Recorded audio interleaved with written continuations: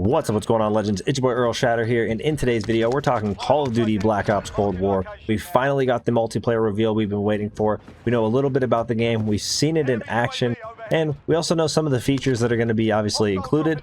One of the things that we've already received intel on is the fact that you will basically have requisitions by default in this game. And for those of you guys that don't know what Requisitions is, we're going to cover that as well in today's video. But before we jump into the rest of the video, if you guys do enjoy this content at any time, make sure you guys show your support for the channel by going down below and smashing that like button.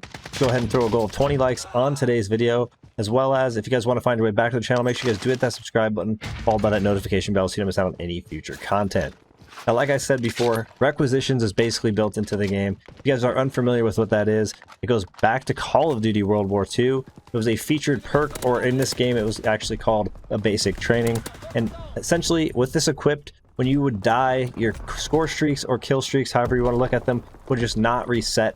So in that game, it was actually score streaks unless you were running a specific perk as well. So with your score streaks, you could basically have Requisitions on, go into a match, obviously get 5 kills, die, you're still going to have that progress towards your score streaks, which then in turn essentially is guarantees that you'll be able to get a set of score streaks no matter what they are in a match, as long as you're able to hit that achievable score.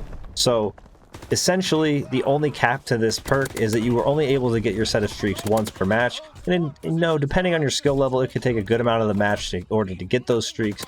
But essentially Requisitions was a very noob friendly perk, and it was something a lot of people ran just because they knew they could get buzz kills, basically taking people off of their streaks by guaranteeing no matter whether they die or not, they're able to call those score streaks in and cause some sort of damage. Now, what this means for Black Ops Cold War is fairly interesting, because technically Requisitions, or this perk or basic training, is actually not included in Black Ops Cold War, but essentially what they've said is that score streaks by default will not reset upon death. It will change the way that you are able to earn score based on the streak that you're on. So basically what happens is, if you get your first kill, you're going to get 50 points. Your second kill, you're going to get 100 points. Your third kill, you're going to get 150 points. Fourth kill, 200 points. At your fifth kill, you're getting like 500 points or something crazy. Basically what I'm saying is, the longer the streak you go on, the more points you're going to be able to accumulate, and at what rate you're going to be able to accumulate them at. So someone trying to go for something such as a chopper gunner will maybe have to go on something like a 14 kill streak, and then they will be able to, of course, call their chopper gunner in no problem and not have to go through a whole lot of hassle. But for those players that can constantly get killed off their streaks nonstop throughout the match, it's not going to guarantee very easy score streaks. Essentially, what's going to happen is you're only going to get 50 points per kill.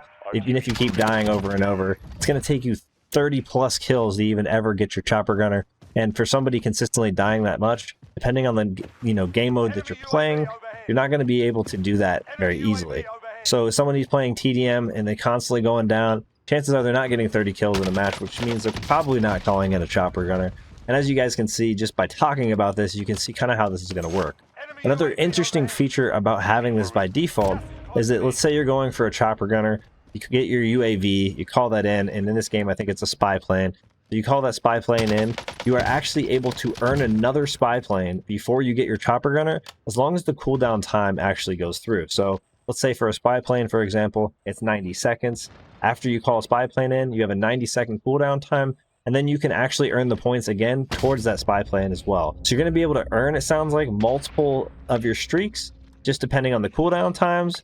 And it's kind of different than cycling streaks. They overall feel like this is going to help kind of control the spamming of streaks in general, while being a part of any match that you're in. In the past, obviously, it's like enemy UAV, enemy chopper gunner, enemy this, enemy that, all these things coming in one after another. And I think by changing the system, making it a little bit more score-based, and having these cooldown times and things like that, it's going to overall prevent that from being spammed nonstop throughout the match. Now, at first glance, I thought this was a terrible idea until I learned a little bit more about how the feature was going to work. But after seeing it in action in the multiplayer gameplay that we've seen so far, it doesn't seem all that bad, and obviously it's going to be variable on who gets streaks and how fast they're going to get them. And not everybody's going to get them every game, depending on the mode, again, like I said, and how many kills they're actually able to get.